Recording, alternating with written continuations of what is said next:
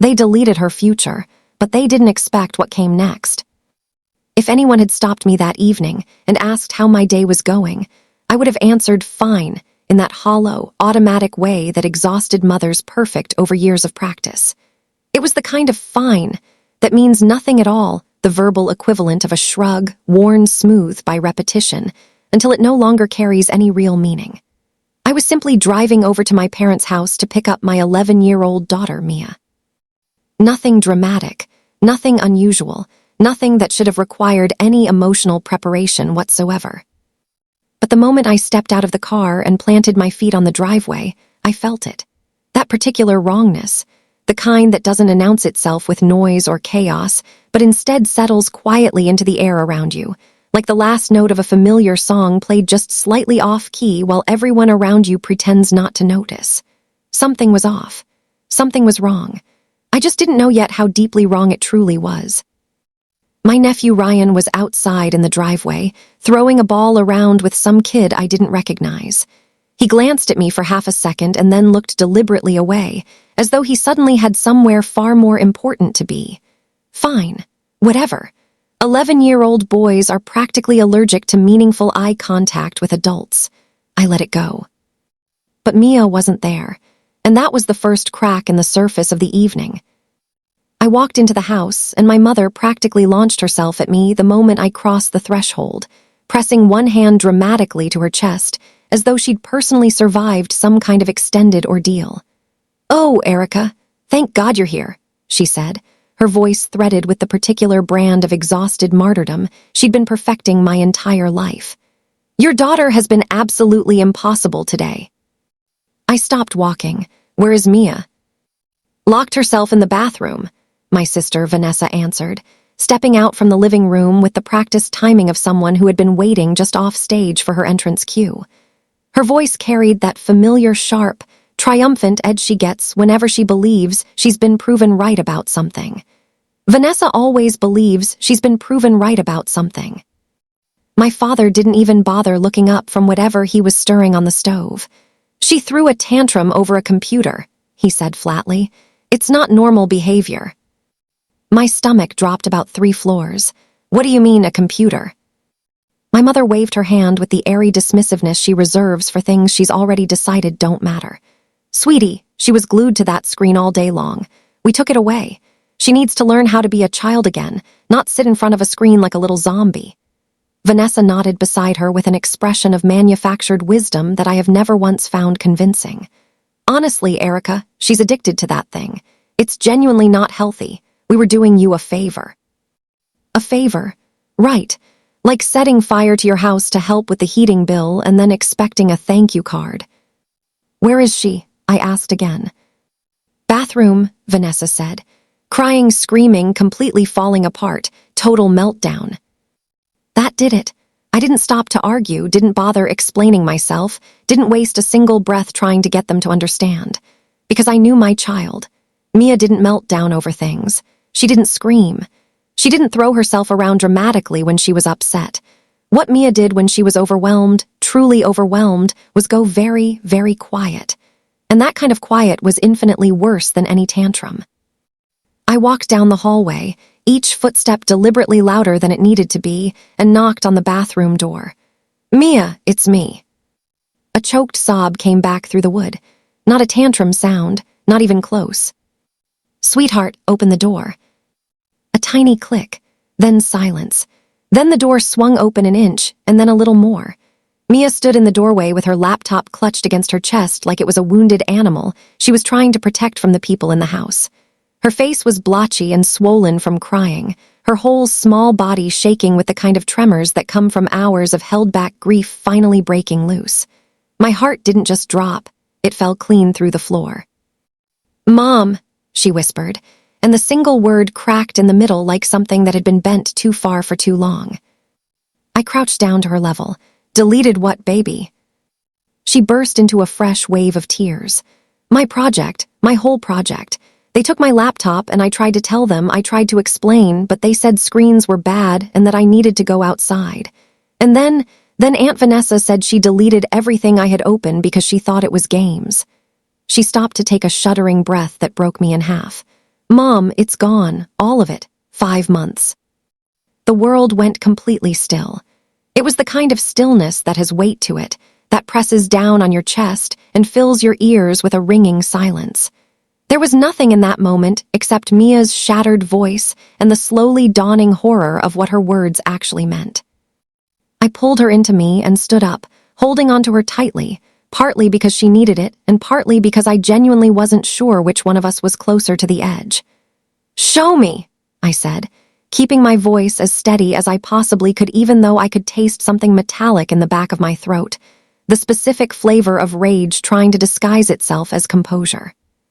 We walked back into the dining room together, Mia pressed close against my side. Vanessa was standing there with the posture of someone expecting applause. "Oh, Erica, don't overreact," she said, rolling her eyes as though the very concept of my reaction was tedious to her. "I deleted whatever she had open on the screen. Kids don't need that much screen time. You really should be thanking me." My mother nodded along. Exactly, it was for her own good. For her own, I couldn't finish the sentence out loud. There were too many possible endings, and every single one of them involved language I didn't want my daughter to hear from my mouth. Mia sat down at the table and opened the laptop with fingers that weren't quite steady. She clicked the project folder. Empty. She clicked again, searching through subfolders. Empty. Empty. Empty. She let out a sound so quiet and so broken that it barely registered as sound at all. It was the noise a person makes when they've been punched so hard that there isn't enough air left in their lungs to actually cry properly. Vanessa shrugged from the doorway. "She'll get over it. It's just files. It's not the end of the world." Not the end of the world. For her, of course it wasn't. It never was. I stared at my sister for a long moment and felt something shift deep inside me. Something I had kept carefully folded and very quiet for a very long time slowly lifted its head and opened its eyes. Mia reached over and touched my arm. "Mom," she whispered, "what do I do? The deadline is tomorrow morning." Her voice was so small I almost didn't hear it over the sound of my own blood rushing in my ears. I put my hand over hers. "We'll figure it out," I said. Vanessa smirked from the doorway, leaning against the frame with the casual confidence of someone who has never once had to deal with real consequences. "Honestly, Erica, if she's crying this hard over a computer project, maybe it's actually a good thing we stepped in. Kids these days need grounding. They need to connect with the real world." Grounding, right. I looked at her. I really looked at her, at my mother and father standing united behind her in their shared smug certainty, at the three of them arrayed together as though they hadn't just quietly gutted an 11-year-old's future with a few casual clicks of a mouse. At the time, standing there in that dining room, I genuinely believed they were just ignorant, just careless, just dismissive in the thoughtless way people can be when they don't understand the value of something that isn't theirs. I told myself they were simply cruel in that small, thoughtless way, not in any deliberate, calculated way. I didn't know yet. I didn't know how deep the betrayal actually went. I didn't know what they were hiding or how far they'd already gone. Not then, but I was going to find out. We didn't say much on the drive home. Mia and I, she sat in the back seat like someone had reached inside her and removed something essential, her arms wrapped around the closed laptop, her eyes fixed on nothing outside the window, her breathing too controlled and too quiet for an 11-year-old who should have been talking my ear off about her day. By the time we stepped through our front door, I had a physical ache in my chest, the specific kind that lives at the intersection of rage and helplessness, the kind that doesn't respond to ibuprofen or distraction. Mia sat down on the living room rug and opened the laptop before I'd even gotten my shoes off. "Okay," I said, kneeling beside her and keeping my voice deliberately soft and steady. "Let's just look." She clicked the project folder, still empty. She swallowed hard, pressing her lips together. "Maybe it's in the trash," I suggested, making my voice a little too bright, the kindergarten teacher voice, the one that tries to paper over gaping wounds with cheerful suggestions. "Let's check the trash." Mia clicked. The trash folder was empty, too. Someone had not just deleted the files but had emptied the trash afterward. Her lip trembled. "Why would she empty the trash?" she asked in a very small voice. Who just empties the trash? Apparently your aunt does, I muttered. Dry humor. It is my only survival mechanism in moments when I genuinely cannot afford to fall apart.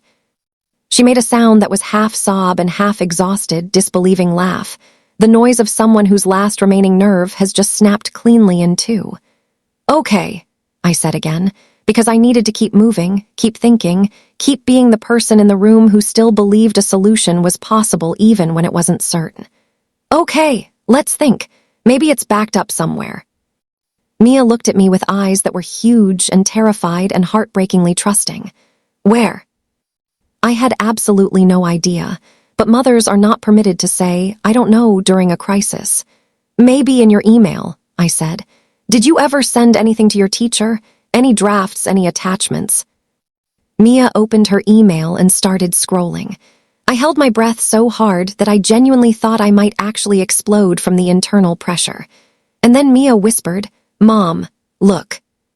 An attachment, a file, old and incomplete and representing only a fraction of what had been lost, the January version sent to a teacher months ago for early feedback. Not the final version, not even close to the final version. But something, it was something. Mia's shoulders sagged with a complicated mixture of relief and horror that I felt all the way across the rug. This is all we have, she said quietly, and somehow, hearing it stated that plainly was worse than almost anything else that had happened that evening. I sat down on the floor next to her. We'll rebuild it. She shook her head slowly. Mom, it's too much. It took me months. Then we'll do months in a night. She looked up at me with that small, exhausted tilt of her chin that nearly destroyed me completely, but she nodded. We opened the old file, and the real work began. The first hour was mostly tears. Mia's, mine, both of ours, genuinely hard to tell at certain points. She would scroll down to a section and gasp, I wrote a whole analysis here, I can't remember any of it, and then crumble over the keyboard. Or she'd say, I had charts here, I had visual diagrams that took me 3 weeks to design, before burying her face in both hands. Every time she broke down, something inside me cracked a little further. And every time something cracked, something harder took its place underneath. Vanessa hadn't just deleted files. She had deleted pieces of my daughter's confidence, one casual click at a time. Around midnight, we had approximately 1/4 of the project reconstructed. It looked like a skeleton version of what it had been, recognizable in its basic structure, but stripped of all the depth and detail and polished that 5 months of careful, joyful work had built into it. Mia stared at the empty sections with an expression I recognized from crime dramas, the look people get when they're surveying the aftermath of something that can't be fully undone. I hate this, she said quietly. It's not good, it's not the same. No, I said honestly, it isn't. She blinked at me, surprised to not receive a comforting lie. But it's still yours, I added. And we are still submitting something. We are not letting them take that away, too. She wiped her nose on her sleeve. What if it's not enough? It'll be enough to prove that you showed up, I said. And sometimes that's half the war. She snorted. That's not comforting. Good, I said. It wasn't meant to be comforting. It was meant to be true. She actually laughed. A tiny, completely exhausted puff of a laugh. Then she turned back to the keyboard and kept typing. Around 2 a.m, she hit a wall. Her fingers froze above the keys. Mom, she whispered. I can't remember the last part. The whole ending section, it's gone. Her voice sounded like glass cracking along an existing fault line. I gently pulled the laptop toward me. Let me try. I typed until my eyes were burning, badly and awkwardly, like a raccoon attempting to write a graduate thesis, technically producing words, but nothing that belonged in Mia's voice or matched the sophistication of what she'd built. She leaned against my shoulder and read silently, her eyebrows pinched together in pain. It's not what I wrote, she murmured. I know, I said, but we'll fix it. She didn't quite believe me. I barely believed myself. By 4 a.m, she was slumped sideways against my arm with her cheeks sticky from dried tears, her small hands resting on the keyboard like they'd simply given up trying. I kept typing and deleting and rewriting and typing again. Somewhere around 6 in the morning, Mia drifted into an uneasy sleep curled against my hip. I didn't dare move. At 7:52 in the morning, she woke up just long enough to sit forward, review the final page with half-open eyes, and hit submit. Then she whispered, "I don't even want to know the result," and leaned back against me. To fully understand what I discovered in the weeks that followed, you need to understand something about my family. You need to understand the water they swim in and have always swum in and have never once questioned the temperature of. 5 months earlier, Mia had received the packet for a prestigious private school scholarship competition. This was not a write about your favorite animal assignment. This was the kind of project that elite private schools use to identify which children are genuinely worth investing in, the kind of multidisciplinary challenge that requires sustained intellectual effort, real creativity, and the capacity to produce sophisticated work independently over an extended period. The kind of achievement that parents talk about for 2 years at dinner parties. Mia was a shy, brilliant, deeply STEM-obsessed kid who had spent years quietly absorbing everything she could about urban planning, environmental systems, and community development. When she read the competition brief, she lit up like someone had plugged her directly into a power source. She worked on it voluntarily, joyfully, without being pushed or reminded or bribed. She spent 5 months building something genuinely extraordinary, writing, researching, coding, designing her presentation, refining her logic, layering in creativity that went well beyond what the judges were probably expecting. My nephew Ryan had also been invited to enter. He built a basic slide presentation, got bored within an hour, and announced at dinner that he was dropping out because the whole thing was dumb. Vanessa praised this as evidence of healthy self-awareness and the wisdom not to waste energy on things that weren't a good fit. Meanwhile, everyone in the family, my parents, Vanessa, everyone knew exactly how much work Mia had poured into her project. They had heard about it. They had seen her working. They knew. Which is exactly why, when they took her laptop and deleted everything, I told myself it had to be ignorance. It had to be carelessness. It had to be thoughtlessness. Because the alternative, the darker explanation for why they had done it, why they had deleted the trash afterward, why Vanessa hadn't seemed remotely troubled by the destruction, was too ugly and too painful to look at directly. I kept pushing that thought away. I kept choosing the more charitable interpretation. I was wrong. The 2 weeks following the submission were the longest of my recent memory. Even my husband Daniel seemed to move through the house more carefully than usual, as though the air around Mia had become fragile in some fundamental way and might shatter if touched too abruptly. The silence in our house was worse than crying would have been, worse than anger. It was the silence of a child who has built something with her entire heart and then watched it get destroyed, and who is now waiting to find out whether any of it was enough. I was waiting for something else. I was waiting for a phone call, a text. Any indication that my parents or Vanessa had registered what they'd done and felt even a fraction of remorse about it. A crack, a flicker, something human. Nothing came. They didn't call. They didn't text. They didn't ask about Mia, didn't check in, didn't reference what had happened in any way. They moved on from it entirely, as cleanly and casually as if they had merely cleaned out a junk drawer, as if nothing significant had occurred, as if no one had been genuinely damaged. That silence told me something. I just wasn't ready yet to hear what it was actually saying. 2 weeks after the submission, Mia walked into the kitchen holding her Chromebook in both hands like she'd found an unexploded device. "Mom," she said, "they posted the finalists." I dried my hands on a dish towel and took the laptop from her. Her name wasn't there. Ryan's was. I stopped breathing. I couldn't blink. I couldn't speak. I stood there reading and rereading the list while something cold and clarifying moved through me, replacing the shock with something sharper and more precise. Mia stared at the floor beside me. "He didn't even want to keep going," she said quietly. "Let's look at the description," I managed. She clicked through to Ryan's finalist listing. I started reading, and with every sentence the back of my neck prickled more intensely. The project topic, the specific framing, The phrasing, not just similar phrasing, but the same phrasing. The conceptual approach. The structural logic underneath it all. I knew it. I had lived inside it through an all-night rebuild session with my daughter's tearful voice in my ear. "Mia," I said carefully, "I don't know exactly what this means yet, but something here is not right." Her face, when I looked at her, had gone very still. I drove to my parents' house with Mia beside me in the passenger seat, silent and rigid. Vanessa opened the front door with an expression she had clearly practiced, some precise mixture of sympathy, condescension, and poorly concealed satisfaction that she had apparently worked very hard to assemble. "Oh, Erica," she said. "What's up?" I walked past her without answering.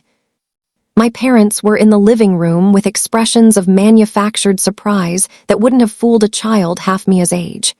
"What's going on?" my father asked, as though he hadn't had any reason to anticipate this visit. I held up the printed flyer. "Explain this to me." My mother squinted at it as though seeing it for the first time. "Oh, Ryan got in. Isn't that wonderful?" "Where did his project come from?" I asked. My father's expression shifted from performed confusion into something more guarded. "Are you accusing us of something?" "I'm asking," I said evenly, "what he submitted." Vanessa's smile flickered. Just for a half-second, a tiny glitch in her performance, immediately smoothed over. "You're being completely ridiculous," she said. "Mia is upset that she didn't get picked, and you're feeding her victimhood instead of teaching her to be resilient." Mia stood just behind my shoulder, gripping the back of my shirt with one hand. "Tell me the truth," I said to Vanessa. She crossed her arms. "There is nothing to tell." "That's a lie." My mother stepped forward. "Erica, don't ruin this for Ryan." And there it was, the slip, the tiny, reflexive, completely unguarded response that contained the truth she'd meant to keep hidden. Ruin it. She'd said ruin it, not understand it, not investigate it, not look into it. Ruin it. "Ruin what exactly?" I asked very quietly. No one answered. I took Mia's hand and walked out. That night, after Mia was finally asleep, I sat at the kitchen table and composed the email very carefully. I attached the old January draft, the one we'd found in her sent folder that night everything fell apart. I attached the timestamps from the document's creation metadata. I attached screenshots of Mia's email thread with her teacher from 3 months earlier, discussing specific elements of the project. No accusations, no emotional language, no dramatic phrasing. Just evidence. Just facts. The kind that cut deeper than any shouted accusation ever could, precisely because they don't need volume to be devastating. The committee replied the following morning. "We will review this thoroughly." That was all. No promises, no reassurances, no indication of what they'd found or where this was going. But I didn't need reassurance. I just needed truth, and I needed someone with actual authority to look at what the evidence showed. 2 days later, the school posted a public notice about the finalist presentations. Ryan's name was at the top of the program. Vanessa sent me a text that same afternoon. "Don't come. I'm serious, Erica. Don't embarrass yourself." I stared at the message for a long moment. Then I turned my phone face down on the table. I wasn't planning to embarrass myself, but someone in that auditorium was absolutely going to be embarrassed, and they had no real idea what was about to happen. If you have never walked into a room knowing with absolute certainty that a detonation is coming, while every other person around you chatters cheerfully and takes photos and flips through programs without any idea they're standing within 5 feet of the blast radius, let me tell you, it produces a very particular kind of crystalline, almost meditative calm. Mia and I stepped through the auditorium doors together. The air was full of the comfortable noise of a public event, families talking, chairs scraping, programs rustling, children being shushed. Normal, innocent chaos. Meanwhile, I felt like I was carrying something live and extremely unstable under one arm. Vanessa spotted us the moment we cleared the entrance. Her expression tightened like a drawstring being pulled. She leaned over and whispered something urgent to her husband Trevor, who immediately looked as though he wanted to dissolve into the upholstery. Then she hissed across the aisle, "I told you not to come." I smiled at her with complete sweetness. You know I've never listened to you, Vanessa. My mother turned around sharp. Erica, don't start anything. My father followed with, let's keep this civil today, please. Civil, right. Apparently submitting a child's 5 months of work under someone else's name is perfectly civil behavior. Apparently that falls within acceptable parameters. Noted. Mia squeezed my hand beside me. She looked nervous, but underneath the nerves there was something else. A composure, a steadiness, a decision she seemed to have made somewhere between the car and the door. She decided she would rather face whatever came next than spend one more minute being afraid of Vanessa. She was growing up in front of my eyes, and the sight of it made my chest ache with something that wasn't quite sadness and wasn't quite pride but lived somewhere in the complicated territory between them. Ryan's name was called about halfway through the program. He walked onto the stage looking exactly like a person who had been propelled there by external force rather than any internal motivation, pale, visibly sweating, his eyes moving too quickly around the room, landing nowhere. Part of me almost felt something for him. Almost. And then I remembered the night Mia sat on the bathroom floor clutching an empty laptop while her future sat in a deleted folder, and the almost evaporated. He cleared his throat into the microphone. This is, my project. It's about community things, improving stuff. The judges leaned forward slightly, clearly uncertain, clearly recalibrating. Ryan clicked to the next slide with the hesitant energy of someone diffusing something. When the judges asked him to explain what a community anchor point was a central concept in the project bearing his name, his voice dropped to nearly nothing. It's like people and things. Then one of the judges asked, what was the most challenging part of your research process? Ryan froze completely. He looked directly at Vanessa in the audience with an expression of naked desperation, as though she might run up on stage and answer for him. She sat perfectly still, smiling at him with the fixed brightness of someone performing the role of supportive mother for an invisible camera. And then Mia raised her hand. Not tentatively, not apologetically. She raised it the way you raise your hand when you have been quiet for long enough and you are done being quiet. A judge blinked at her, surprised. Yes. Mia stood up. Her voice trembled for exactly 1 second, one single second, and then she steadied. You're asking about the research process for this project, she said. Ryan's eyes went very wide. Vanessa's head turned toward us so fast I was fairly certain I heard something pop. The judge nodded slowly, watching Mia with an expression that had shifted from polite curiosity to something much more focused. Yes, we are. Mia launched into an explanation so thorough, so precise, so effortlessly detailed that the auditorium seemed to contract slightly around the sound of her voice.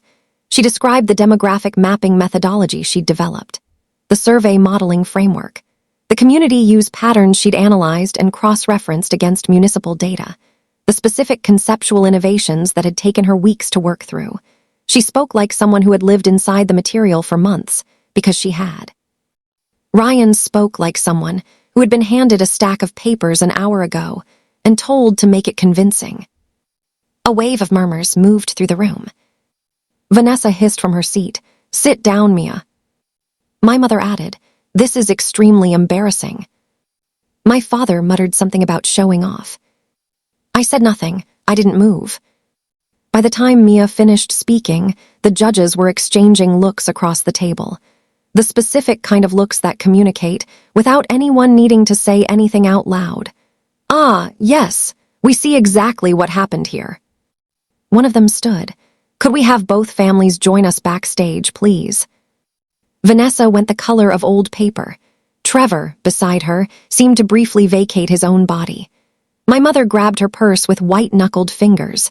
We all followed the judges into a side room, a small, quiet, carpeted space that suddenly felt very close and very still. Dr. Harris, the lead judge, folded his hands on the table. "We have reason to believe," he said carefully, "that this project was not created by Ryan." The silence that followed had weight and texture. I unlocked my phone, pulled up the email evidence, the timestamps, the dated draft. "This is Mia's work," I said. "Every version, every step, every draft is dated and documented." Vanessa launched herself forward. That is an outright lie. Erica manipulated all of those records. She taught Mia to say exactly those things. She coached her. Dr. Harris raised one eyebrow with the measured, practiced patience of someone who has heard many implausible claims over many years. You're alleging fabrication of the evidence. Yes, Vanessa almost shouted. Yes, I am. They fabricated all of it. They stole my son's work and they're trying to reframe it as hers. My mother, who had apparently followed us into the room without being invited, added, Erica has always wanted attention. She's been creating scenes since she was a child. She's making all of this up. My father nodded along. This is harassment. Our family will not be slandered in front of a room full of strangers. And then Dr. Harris turned to Ryan. Did you make this project, Ryan? Ryan stared at the floor. His chin was trembling. His hands were shaking at his sides. He was 11 years old and he was standing inside something that had been built around him by adults who should have protected him from it. Ryan, Mia said softly from beside me. Just his name. No accusation in it, no edge, just his name. Vanessa snapped. Don't you speak to him. Ryan broke. Mom made me, he sobbed. The words came out fractured and rushed and completely real in the way that rehearsed lies never manage to be. She said Mia doesn't deserve everything she gets. She said I had to win. She said she would be disappointed in me if I didn't. He pressed his fists against his eyes. I didn't even want the scholarship. I didn't want any of it. Trevor, standing against the wall, closed his eyes slowly. With the expression of a man privately asking whatever higher power he believed in to simply erase the last several years of his life. Dr. Harris exhaled, long and measured. That settles the matter. Vanessa began sputtering. He raised one hand. Ryan is disqualified, effective immediately. My mother gasped as though he'd announced the end of civilization. He continued, because this competition carries significant financial value, we are required to file an official fraud report. Vanessa's mouth opened and stayed open. Trevor whispered, oh my God, so quietly it was almost just breath. My mother grabbed my father's arm and demanded he do something. He looked at her and said, what do you want me to do, bribe them? It was, genuinely, the most lucid thing he'd said in years. Furthermore, Dr. Harris said, given the testimony we've heard today, particularly the coercion of a minor, we are referring this matter to Child Protective Services for review. Vanessa looked like her operating system had crashed. The expression she wore wasn't quite anger and wasn't quite panic. It was the look of someone watching the structure they've built their entire self-image upon develop hairline fractures in real time. I felt something settle over me like a drop in barometric pressure. Not joy, not triumph, something quieter and more durable than either of those things, a deep, bone-level exhaustion releasing, like a muscle that has been clenched for years finally being allowed to relax. Dr. Harris turned to Mia. You are the rightful creator of this project. You will receive the scholarship. Mia's eyes filled. Not with the raw, desperate tears she'd cried alone in that bathroom 3 weeks ago. These were different. Slower. She blinked them away carefully and nodded once, quietly, with a dignity that made her look about a decade older than 11. It has been 6 months since that afternoon in the side room. Every morning now, Mia heads into school carrying something I used to only ever glimpse in brief flashes. A steady, settled confidence that doesn't need to announce itself. She is enrolled in the gifted program that the scholarship earned her a place in, and she talks about it the way people talk about somewhere they genuinely belong. She comes home with half-built engineering prototypes and research assignments that read like graduate-level work, with group projects alongside kids who love learning as much and as fiercely as she does. She has teachers who see her clearly. She has friends who challenge her. She has the spark back. The one I was genuinely terrified had been extinguished the night her laptop was wiped clean. She's happy. Not performed happy, not resilient in the face of adversity happy. Really, truly, straightforwardly happy. My family's timeline looks considerably different. Ryan switched schools. Vanessa calls it a mutual decision, though every parent in the previous school district already knows the complete story. Even at his new school, the whispers followed. Invitations to playdates, to birthday parties, to the casual social fabric of elementary school life dried up quickly when word spread. Vanessa now carries an official fraud notation on her record. Nothing cinematic, nothing that makes the news, but enough to close certain professional doors permanently and to ensure that her aspirations toward PTA leadership will remain permanently aspirations. CPS continues to conduct periodic check-ins in the wake of what Ryan disclosed that afternoon. My parents lost most of the social network they'd spent decades cultivating. As it turns out, being known as the grandparents who helped orchestrate academic fraud against an 11-year-old is not a reputation that survives the potluck circuit. We are no contact now, all of them. The house is quieter. The air is easier to breathe. There is no one calling to explain why something I'm feeling is actually my own fault, or to ask why I can't be more like my sister, or to wonder aloud whether Mia's achievements are really as impressive as I think they are. It is, honestly, the most peaceful my life has been in a very long time. Mia is thriving. Their lives, by most measurable accounts, are not. I didn't set out to destroy anyone. I set out to tell the truth and to protect my daughter. I would do every part of it again without hesitation. They didn't just delete files that night, but they badly underestimated who would be standing on the other side of what they deleted.